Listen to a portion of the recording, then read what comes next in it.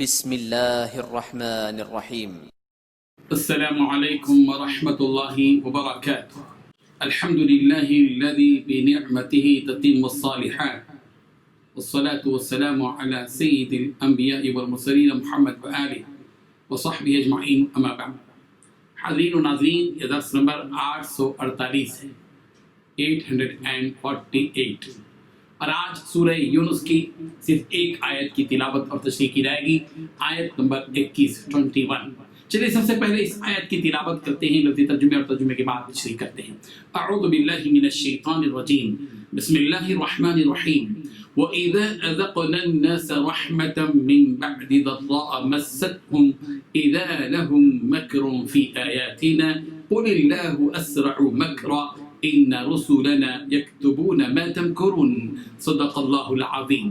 لفظی ترجمہ یوں ہے، وَإِذَا، اور جب اذقنا ہم چکھاتے ہیں، الناس کافر لوگوں کو، رحمتاً رحمت، من بعد ضراء تکلیف کے بعد، مستہم جو انہیں پہنچی، اذا تو ناگہاں، لہم ان کے لیے، مکر چالیں ہوتی ہیں، فی آیاتنا ہماری آیتوں میں، قل کہہ دیجئے، اللہ اللہ اسرع سب سے زیادہ تیز ہے، مکرن چال چلنے، ان بے شک رسولنا ہمارے رسول فرشتے، یکتبون لکھتے ہیں، ما جو تم کرون تم چالیں چلتے ہو۔ ترجمہ یوں ہے، اور جب ہم لوگوں کو تکلیف پہنچنے کے بعد اپنی رحمت سے آسائش کا مزہ چکھاتے ہیں تو وہ ہماری آیتوں میں ہیلے کرنے لگتے ہیں۔ کہہ دو کہ اللہ بہت جلد ہیلا کرنے والا ہے، اور جو ہیلے تم کرتے ہو ہمارے فرشتے ان کو لکھتے جاتے ہیں۔ اس آیت میں 4 باتیں بتائی گئی ہیں، اور پہلی بات، اور جب ہم لوگوں کو تکلیف پہنچنے کے بعد اپنی رحمت سے آسائش کا مزہ چکھاتے ہیں۔ دوسری بات، تو وہ ہماری آیتوں میں ہیلے کرنے لگتے ہیں، اور تیسری بات، کہہ دو کہ اللہ بہت جلد ہیلا کرنے والا ہے، اور چوتھی بات، اور جو ہیلے تم کرتے ہو ہمارے فرشتے ان کو لکھتے جاتے ہیں۔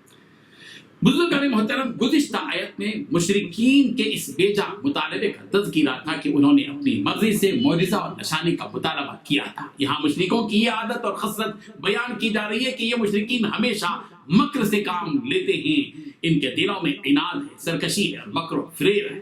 باوجود کہ مشرکین رب ذوالجلال کی وحدانیت کی واضح دلیلیں اور نشانیاں دیکھتے ہیں، لیکن اس کے باوجود مکر کرتے ہیں، شرارت اور بغاوت پر اتر آتے ہیں۔ ان کی یہ عادت ہے کہ جب ان پر کوئی مصیبت، پریشانی اور تکلیف پہنچتی ہے تو گر گرانے لگتے ہیں، آوازاری کرنے لگتے ہیں، اور جب کوئی راحت، آرام اور عیش کا ساز و سامان مل جاتا ہے تو اکڑنے، غرور کرنے اور انکار کرنے لگ جاتے ہیں۔ یہ مشرکین معجزات اور دلیلوں کا مطالبہ تو کرتے ہیں، لیکن جب دلیل، نشانی اور معجزے کی شکل میں ان کی نگاہوں کے سامنے ظاہر ہوتی ہیں تو نہ عبرت حاصل کرتے ہیں اور نہ نصیحت حاصل کرتے ہیں۔ یہ ان کی بری عادت اور بدترین اخلاق کی علامت ہے۔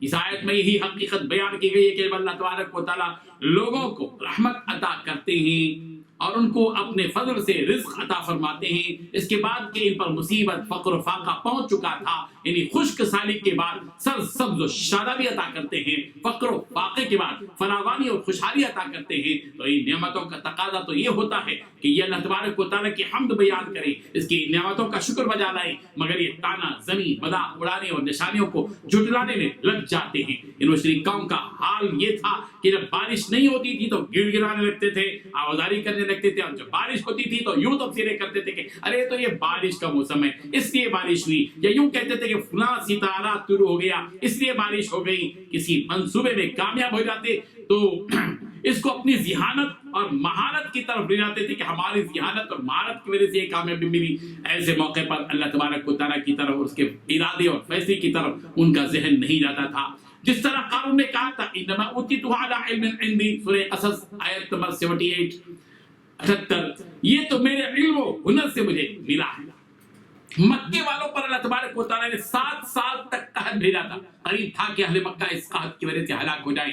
انہوں نے رسول رحمت صلی اللہ علیہ وسلم سے درخواست کی کہ آپ ہمارے لیے خوشحالی کے لیے دعا کریں، اگر یہ قحط کی مصیبت دور ہو جائے اور ہمیں خوشحالی مل جائے تو ہم ایمان لے آئیں گے۔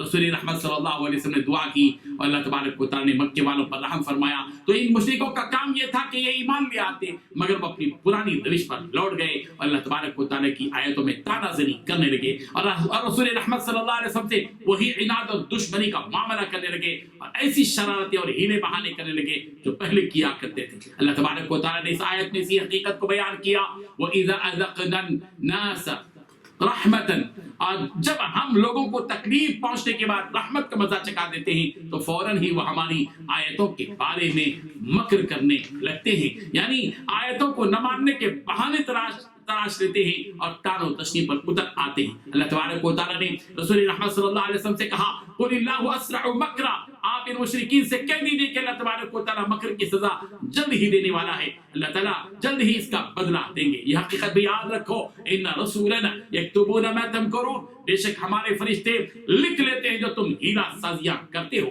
اللہ تعالیٰ کے دفتر میں تمہاری شرارتیں اور تمہاری ہیلا سازیاں سب محفوظ ہیں۔ سورہ ہود کی آیت نمبر 10 میں یوں کہا گیا وَلَئِنْ أَذَقْنَاهُ نَعْمَاءَ بَعْدَ ضَرَّاءَ مَسَّتْهُ لَيَقُولَنَّ ذَهَبَ السَّيِّئَاتُ عَنِّي إِنَّهُ لَفَرِحٌ فَخُورٌ، اور اگر ہم اسے کوئی نعمت چکھائیں اس سختی کے بعد جو اسے پہنچ چکی تھی تو وہ کہنے لگتا ہے کہ بس برائیاں مجھ سے اب جاتی رہیں، یقیناً وہ بڑا ہی اترانے والا شیخی خور ہے۔ سورہ روم کی آیت نمبر 33 میں یوں کہا گیا وَإِذَا مَسَّ النَّاسَ ضُرٌّ دَعَوْا رَبَّهُمْ مُنِيبِينَ إِلَيْهِ ثُمَّ إِذَا أَذَاقَهُم مِّنْهُ رَحْمَةً إِذَا فَرِيقٌ مِّنْهُمْ بِرَبِّهِمْ يُشْرِكُونَ، لوگوں کو جب کبھی کوئی مصیبت پہنچتی ہے تو اپنے رب کی طرف رجوع ہو کر دعائیں کرتے ہیں، پھر جب وہ اپنی طرف سے رحمت کا ذائقہ چکھاتا ہے تو ان میں ایک جماعت اپنے رب کے ساتھ شرک کرنے لگتی ہے۔ اس قسم کی آیات ہم سے یہ مطالبہ کرتی ہیں کہ تکلیف اور مصیبت میں جس طرح ہم اپنے رب کی طرف رجوع ہوتے ہیں، آرام، راحت اور ترقی کے دور میں بھی اسی کی طرف رجوع ہونا چاہیے۔ یہی ایمان کا اور بندگی کا تقاضا ہے۔ اللہ تبارک و تعالی ہم سب کو عمل کی توفیق عطا فرمائے۔ وآخر دعوانا ان الحمد للہ رب العالمین۔ اللہ